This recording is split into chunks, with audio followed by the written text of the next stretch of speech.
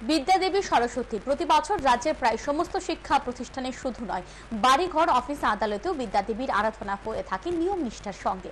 সারা বছর এই দিনটির জন্য বিশেষ করে কচি কাঁচা ছেলে মেয়েরা অপেক্ষা করেন।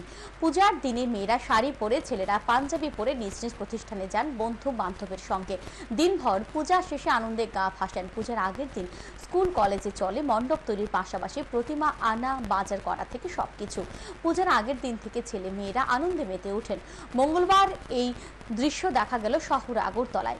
এদিন সকাল থেকে ছেলে মেয়েরা মূর্তি আনায় ব্যস্ত ছিলেন। আনন্দে মাতোয়ারা হন তারা। তাদের সঙ্গে ছিল শিক্ষক শিক্ষিকারাও। এদিন শহরের বিভিন্ন মূর্তি পাড়া থেকে দেবীর প্রতিমা নিতে ভিড় জমান তারা। ছাত্রছাত্রী এবং শিক্ষক শিক্ষিকারা বেশ অনেকদিন আগে থেকে সরস্বতী পুজোর প্রস্তুতি শুরু করে দেন। ঠাকুর কেনা থেকে আলপনা দেওয়া, সাজসজ্জা থেকে কার্ড বিতরণ, সমস্ত আয়োজনে পড়ুয়াদের সঙ্গে শিক্ষক শিক্ষিকারাও অংশগ্রহণ করেন।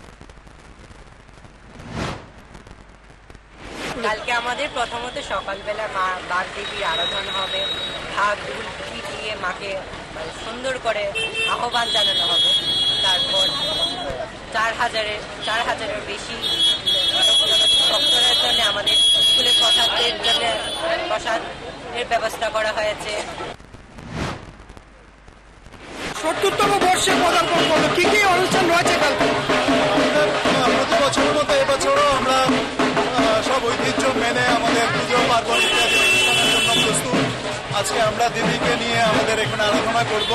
তারপরে শুদ্ধ পবিত্র করে কালকে সকাল 7টা থেকে 7:30 থেকে পুজো শুরু হবে। আমরা মডেল স্কুল থেকে এসেছি, মাকে এখানে বরণ করে নেওয়ার জন্য এসেছিলাম। কালকে তো সরস্বতী পুজো আমরা সবাই জানি।